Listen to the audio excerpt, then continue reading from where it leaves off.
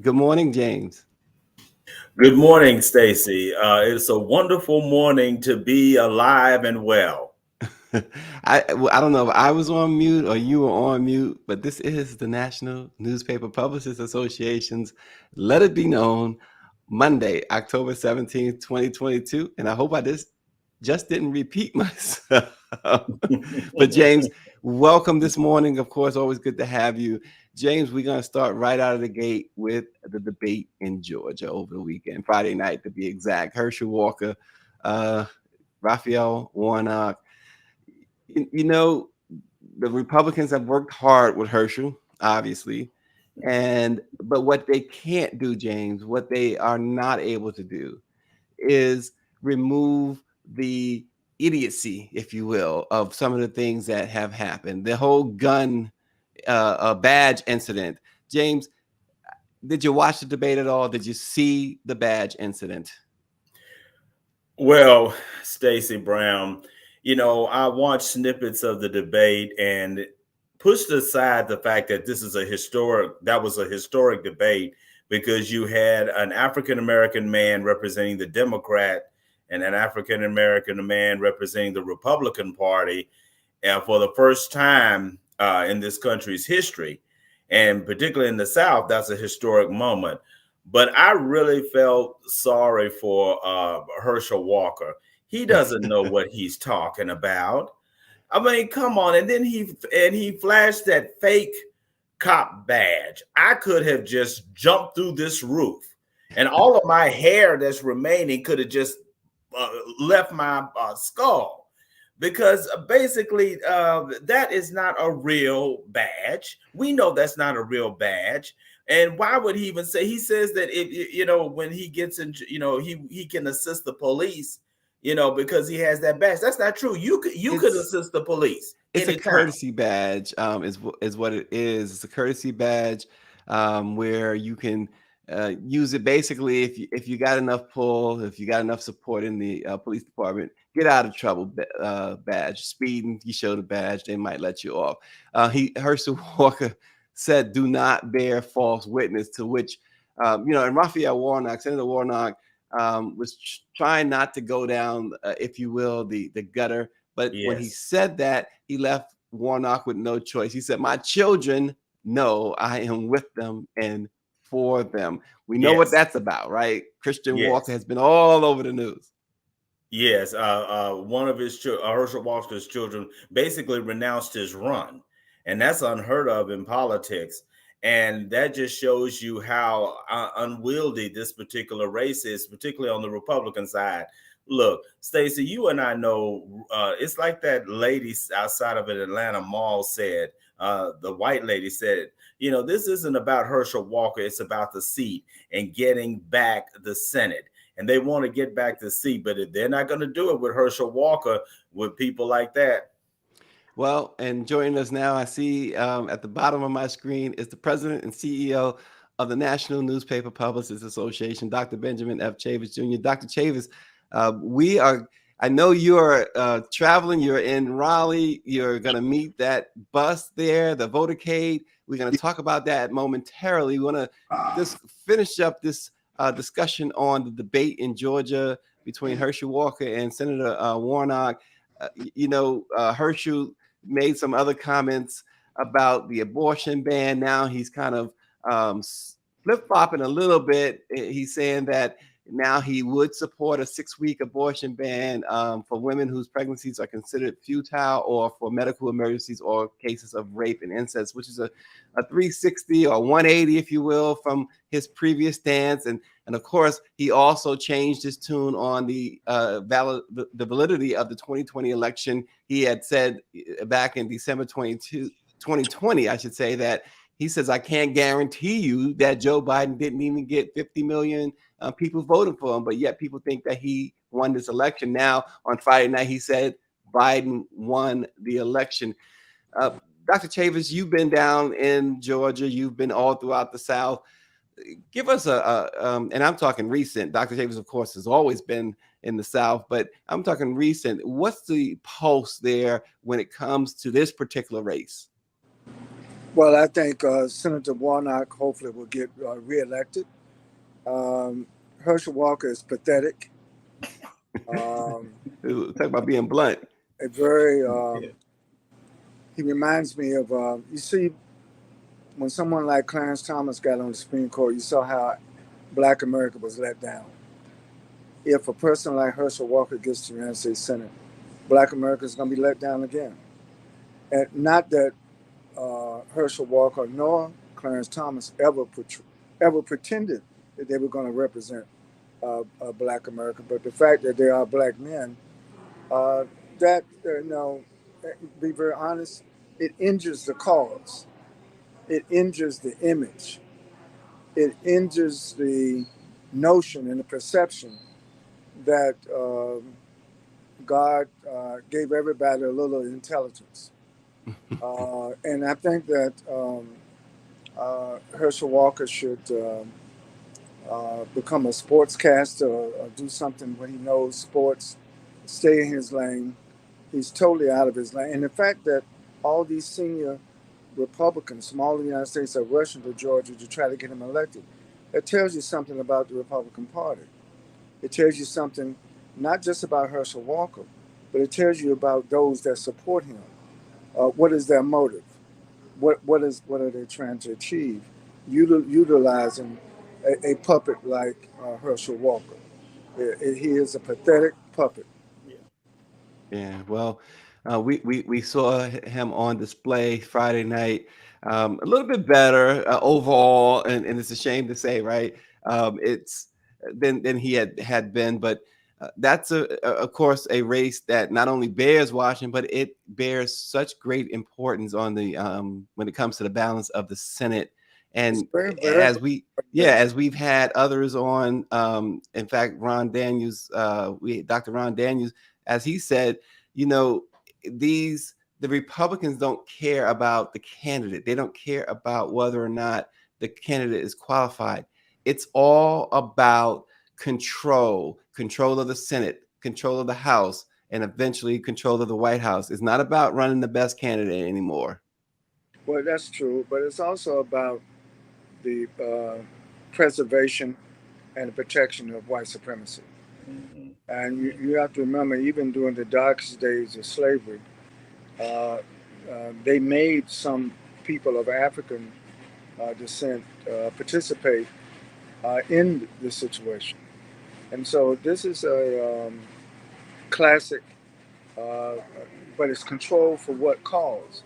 Yes, it's about control, but it's about controlling to make sure that American apartheid continues, to make sure that racial discrimination continues, to make sure that economic exploitation of people, particularly communities of color, continues. So it is about control, but control toward what end? This is not about freedom. It is not about liberty. It is not about patriotism. It is about maintaining a status quo that has never had an interest in equality, never had an interest in the distribution of goods and services based on fairness rather than based on a pseudo false intellectual concept known as white supremacy. Yeah, and as we segue, James and Dr. Chavis, a new national poll of Black women voters reveals a demographic that is highly motivated to vote in the 2022 midterm elections, with an overwhelming majority citing pocketbook issues like the cost of housing and groceries and as core concerns. But with that said, Dr. Chavis is in Raleigh, North Carolina. Over the weekend, everyone got to see the votercade, the bus that the NMPA and the Transformative Justice and others.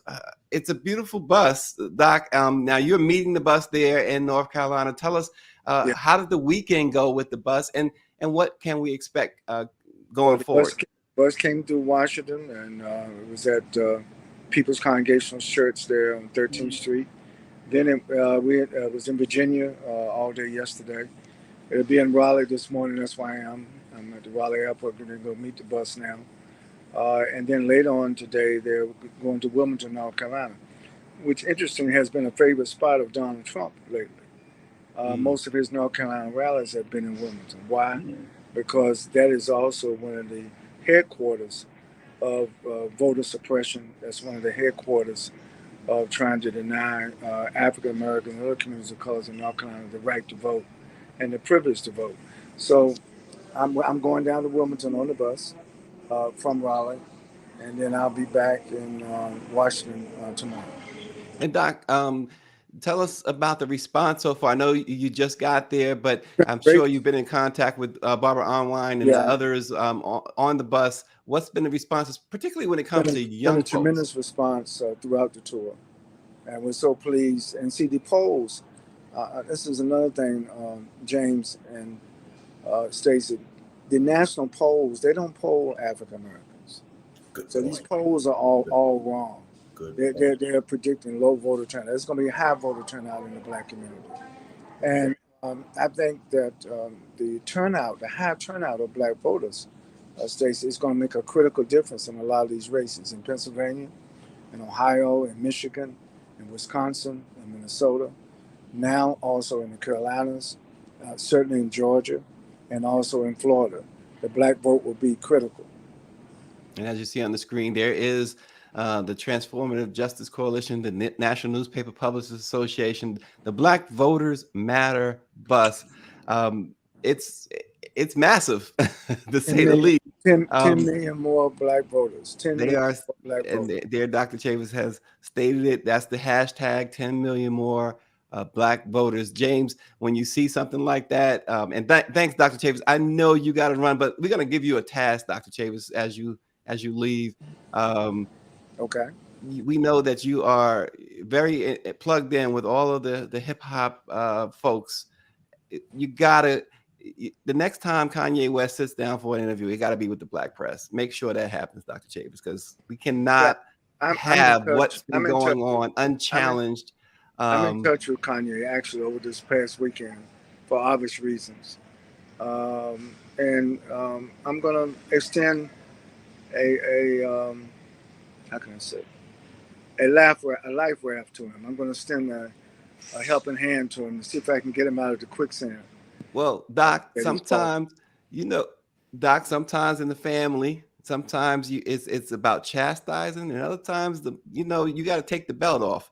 I think it's time for the belt to come off for Kanye. Well, in order to use the belt, you have to be close to him. You can't use a belt. Well, that's what I'm telling you. Right. So what I'm saying is that Kanye, with all of his emotions and all of his aspirations, is still our brother. So we have to figure out a way. We just had the 27th anniversary of the Million Man March yesterday. And I was thinking and contemplating about the theme of that march 27 years ago was atonement. It was correcting incorrect behavior. And certainly that not only applies to brothers like Kanye, but to all of us have room to, move forward. I think when I was at the Congressional Black Caucus, I said, if anybody's in here without sin, please stand up. And of course, nobody stood up. So what I'm saying is not to, yes, we can do the chastising, we can do whatever corrective intervention. But at the end of the day, I think he is redeemable. I don't think anyone is not non-redeemable. So what we're going to work on is to try to extend an arm of redemption to our brother to see if we can get him back on the right path. Because right now he's not on the right path. Well, Dr. Chavis, that's a tall task, and all the best with that. Dr. Benjamin F. Chavis Jr., the president and CEO of the National Newspaper Publishers Association. We're going to be following Dr. Chavis, Barbara Online, and the rest of them on that bus as Let It Be Known moves forward. Thanks again for the president joining us. And James, speaking of presidents, Joe Biden said on Saturday, the video and testimony shared at the January 6th hearing this week was, quote unquote, devastating, and said the committee overall has made an overwhelming case. This is the first time that President Biden has weighed in on the January 6th committee. Tell us, James, any more insight as to what's next? Now the president, he's weighed in. He says the evidence and everything is overwhelming. Does that put any pressure on the attorney general now that the president of the United States says the evidence against the former president is overwhelming? The answer to your question, Stacey, is yes, and it is a resounding yes. Merrick Garland cannot sit on the sidelines. He must act. He must do something in reference to this.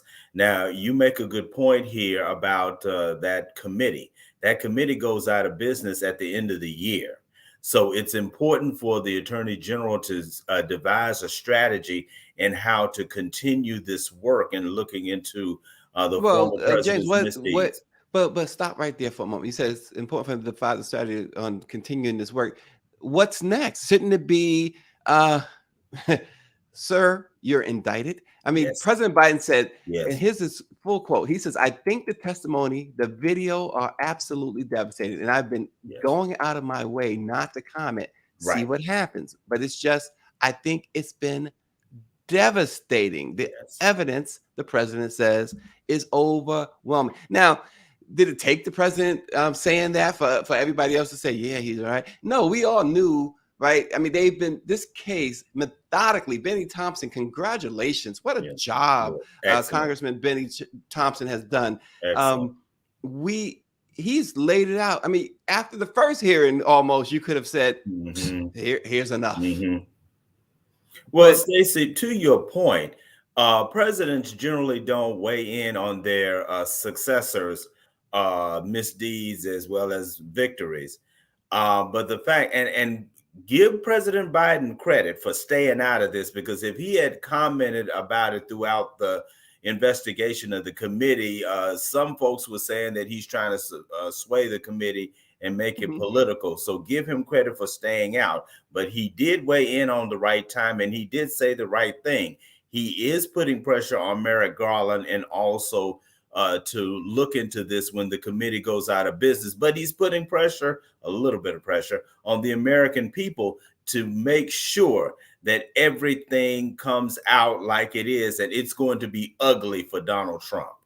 Well, again, going back to the president's words, it's the evidence is overwhelming. What more do you need? And I know that there's a school of thought that this any potential prosecution should have commenced prior to the midterm elections. Perhaps that's so, but here's the thing: we know that any prosecution or potential prosecution, it's going to be a long and drawn out case. Trump does have lawyers upon lawyers who will drag this thing through, and part of his according to some, part of Trump's mission is to drag this out until he's able to run for president again. And if he wins the presidency, then there's no case. Well, I hope that the lawyers who work for Trump understand that they might not get paid. But you're absolutely right. That's been the thing too. Yes, go ahead, James. Yeah, I agree with your premise. They're trying to. Trump's people want to make something out of this that is just not going to be possible. I think that we really have to stand up as an American people, whether we're conservative or liberal or Democrat or Republican, and that's not happening, though. That's not happening. You see, that's not happening. The more he does, the more he appears to do wrong, the more support his base, the more riled up his base gets in for him. These folks are not, you have the old school, like the Mitch McConnells, who not necessarily supporting him, but if he's in the position again, he's going to support him. He's made that clear. The Ted Cruz's, they're going to support him. And heck, I'm sure you got some other folks who maybe not Republicans, maybe not so conservative, is still not going to go against him. I'm just concerned about and I don't want to sound, teary-eyed, but I'm just concerned about our democracy, It's Stacey, dead. because, He killed it. well, I don't think it's dead. I think it's just asleep right now. And Yeah. I could go into my speeches. What we need is Mr. Smith goes to Washington moment, but I'm not going to get into that. What we need to air this out. This needs to be aired out. Everything needs to come out. I thought it was very interesting when you had Nancy Pelosi, Chuck Schumer, and Mitch McConnell all huddled together, in the Capitol trying to Listen, get when around your Trump's life's on the people in order to, line. yeah, yeah. I thought that was just very, very interesting and a good bipartisan moment. We should see more of that. I just feel that we have to get through this process, and then we're going to indict Donald Trump and send him to prison. Do you think so, James? You've been talking a lot this year about Merrick Garland. I don't know that even you have that type of confidence. I think Merrick Garland doesn't have a choice. He has got to do something about this. He's got to indict the president of the United States. He doesn't have a choice. He's got to move forward. You don't want to get, Stacey, you and I both know, because we've been around Washington a long time, these kind of cases you really don't want to do, because they involve a lot of manpower, a lot A of lot. time. You remember, James, maybe some say apples to oranges, but still, just as an example, if you recall, the O.J. Simpson trial lasted a year and a half. A year and a half. Yes. 18 months, right? Yes. OJ had the lawyers to do that. He had the resources to do that. Trump certainly has the lawyers and certainly has the resources, and of course the backing of certain judges to do these things. That's what complicates this, right? Right. It makes that complicated because he does have a significant political and judicial following behind him. This is why we have to double down in terms of making sure that this process goes through. This is a test of our democracy. You say it's dead. I think it's, well, Bobby Henry says it's on life support. Yeah, okay, we'll compromise life support, but it ain't alive. And so that's why we've got to move forward with this process, no matter how ugly it gets. Well, and let's face it. Look, as the former president, hasn't he already been given the courtesies and the biggest breaks? Because look, it had you, James Wright, or me, or anyone else had set off in motion what he set off in motion on January 6th, that resulted. Remember, it wasn't just the destruction of a building. It wasn't just the assault on police officers. It was death that resulted in this. Right. Death. That's so right. We're talking about all of the major charges: murder, conspiracy, racketeering. You're talking about the death penalty because you're talking about treason as well. Well,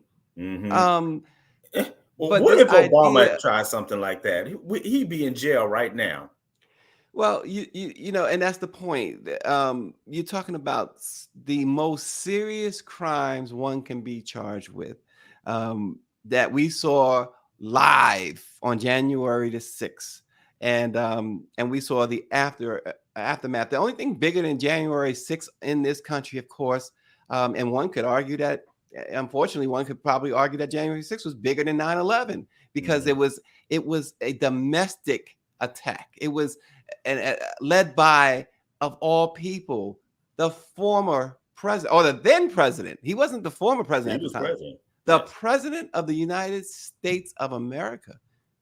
That is incredible when you just put that in simple context, James.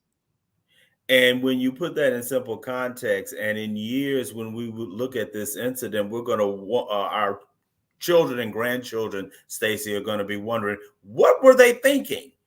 What did we do in response to this? And then you have all these little minions running around here saying, like Quan, who's running for Congress in suburban Virginia, is saying, "Let my people go." I mean, come on, this is ridiculous. And I'm just scratching my head trying to understand the rationale of these people.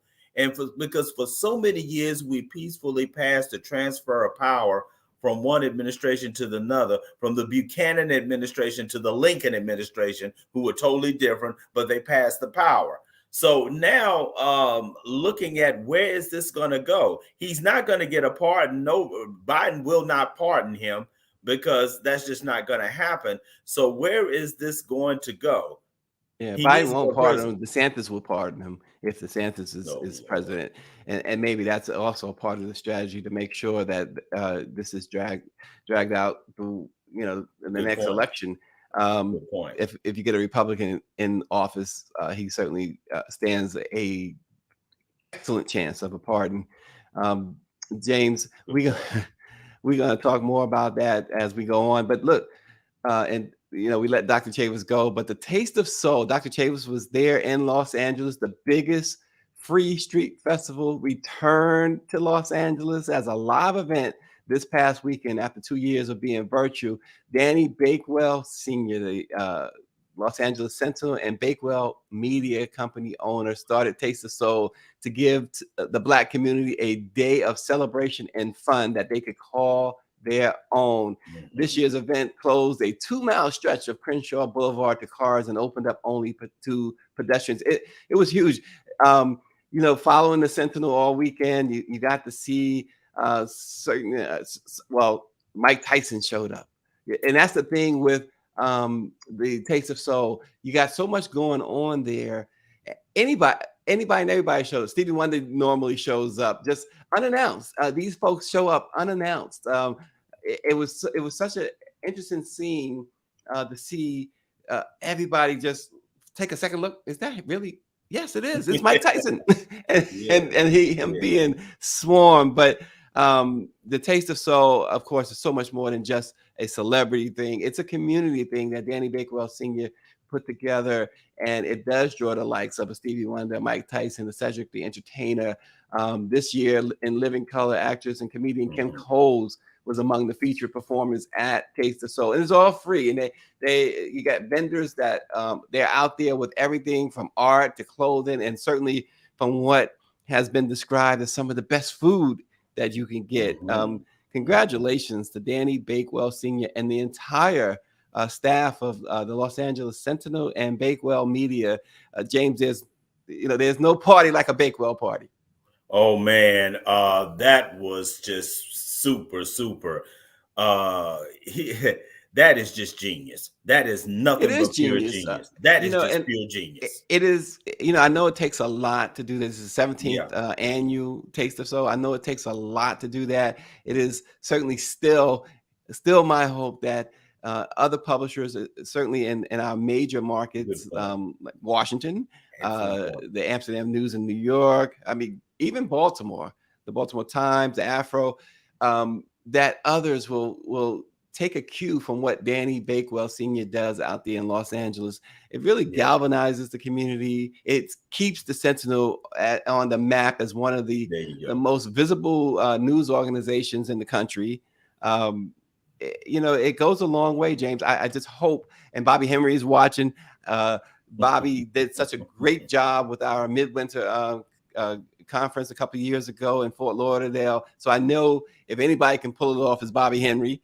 So it's just my hope that others in the family of the National Newspaper Publishers Association will follow suit and start getting deep into their community like that, because this is such a tremendous thing. And I'm sure it will help with other aspects of your business, publishers. But again, it's easy for me to say. I know. I'm just saying it's my hope that it can be done in other NMPA markets, which spans all the country, James. Good point. Bud Bilkin, I believe the Chicago Defender still sponsors the Bud Bilkin Parade in Chicago. And as you know, here in Washington, we do the Informer does the Martin Luther King Parade. But we want to see, well, particularly here in Washington, we want to see it get bigger and bigger and bigger, maybe to the level of a Taste of Soul.